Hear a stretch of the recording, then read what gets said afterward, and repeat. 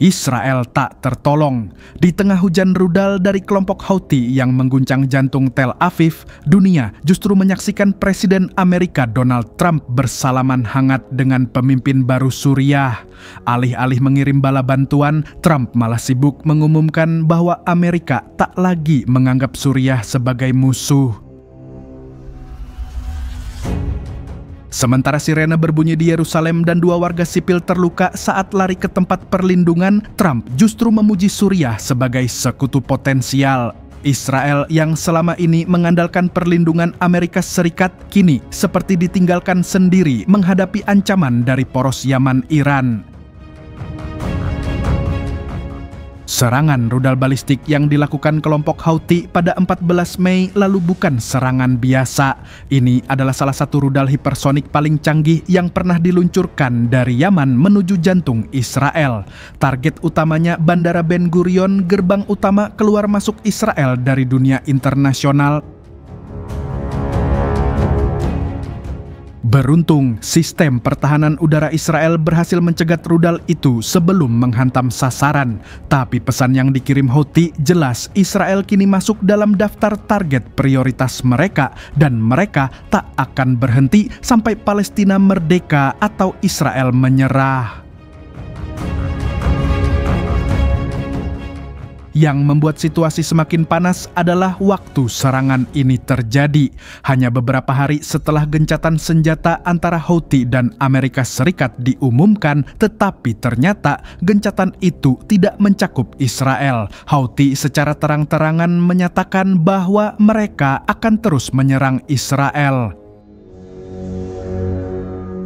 Di sisi lain, reaksi Washington sungguh mengejutkan. Alih-alih mengecam keras atau mengancam Houthi, Presiden Trump justru berada di Riyadh, berdiri di podium bersama Presiden interim Suriah, Ahmed al-Shara, seorang mantan militan yang dulu masuk daftar hitam Amerika. Dalam pidatonya, Trump secara resmi mencabut seluruh sanksi ekonomi terhadap Suriah, membuka pintu bantuan dan investasi asing, dan menyatakan bahwa Amerika siap bekerja sama dengan Damaskus jika al-Shara memenuhi beberapa syarat yang dianggap minimal. Sontak, keputusan ini memicu kekhawatiran di Tel Aviv. Israel selama ini memandang Suriah sebagai pintu masuk utama pengaruh Iran di kawasan. Kini dengan sanksi dicabut dan Damaskus diberi panggung global, ancaman di perbatasan utara Israel semakin nyata. Trump membela langkahnya dengan alasan stabilitas kawasan. Ia mengklaim bahwa dengan menjinakkan Suriah, maka pengaruh Iran dan kelompok-kelompok radikal bisa dikendalikan. Namun faktanya, banyak analis menyebut langkah ini sebagai perjudian berbahaya. Israel bukan satu-satunya yang cemas. Para sekutu tradisional Amerika di Eropa juga mempertanyakan keputusan Trump yang begitu cepat berdamai dengan rezim yang belum terbukti stabil. Apalagi pemimpin barunya baru naik setelah kekacauan pasca jatuhnya Bashar al-Assad. Ahmed al-Shara sendiri dikenal sebagai tokoh keras. Meski kini menjabat sebagai presiden interim, masa lalunya tak bisa diabaikan. Ia pernah memimpin sayap militan di Aleppo dan memiliki hubungan erat dengan kelompok Islamis moderat yang dulu berseberangan dengan Assad. Tapi di mata Trump, justru latar belakang keras itulah yang membuat al-Shara dianggap sebagai pemimpin yang kuat dan berkarakter. Dalam bahasa Trump, "You need someone who can handle that mess. This guy can." Dunia kini menghadapi peta aliansi baru. Suriah yang dulu dianggap musuh bersama Barat, kini sedang dicoba dijinakkan dan dirangkul. Israel yang biasanya menjadi mitra utama Amerika dalam segala keputusan strategis Timur Tengah, justru tidak diajak bicara lebih dulu.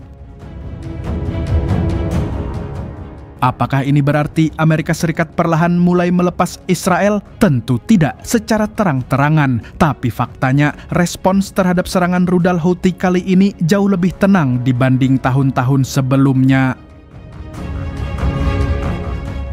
Di medan diplomasi, Suriah sudah mulai bergerak. Uni Eropa kabarnya juga akan mencabut sebagian sanksi ekonomi terhadap Damaskus, terutama di sektor energi dan perbankan. Al-Shara juga menyatakan minat bergabung dengan Abraham Accords jika situasi memungkinkan. Sementara itu, Houthi di Yaman justru semakin percaya diri dengan kesepakatan diam-diam dengan Amerika dan meningkatnya hubungan Teheran-Damaskus. Kelompok ini merasa punya ruang gerak lebih luas untuk menyerang Israel tanpa takut dibombardir balik oleh Amerika. Israel sudah mengeluarkan peringatan evakuasi terhadap 3 pelabuhan di Yaman, tanda bahwa serangan balasan mungkin sedang dipersiapkan. Tapi tanpa restu Amerika, serangan itu bisa memicu ketegangan lebih besar di Laut Merah dan kawasan Arab. Apalagi jika Iran memutuskan untuk secara terbuka mendukung Houthi dan mengirim sistem rudal tambahan, maka Israel benar-benar bisa menghadapi ancaman simultan dari utara Suriah, selatan Yaman, dan barat Gaza. Pertanyaannya sekarang, apakah Trump sedang memainkan strategi catur besar di Timur Tengah atau justru sedang menciptakan kekacauan baru demi kepentingan jangka pendek? Dunia belum tahu, tapi satu yang pasti, Israel merasa lebih sendirian dari sebelumnya. Dan bagi warga sipil di Tel Aviv yang berlarian ke tempat perlindungan saat sirene berbunyi, itu bukan sekadar politik. Itu adalah kenyataan pahit bahwa sekutu lama bisa berubah arah dan perlindungan yang dulu dijanjikan kini hanya tinggal kenangan. Bagaimana dengan Indonesia? Apakah masih sibuk dengan ormas?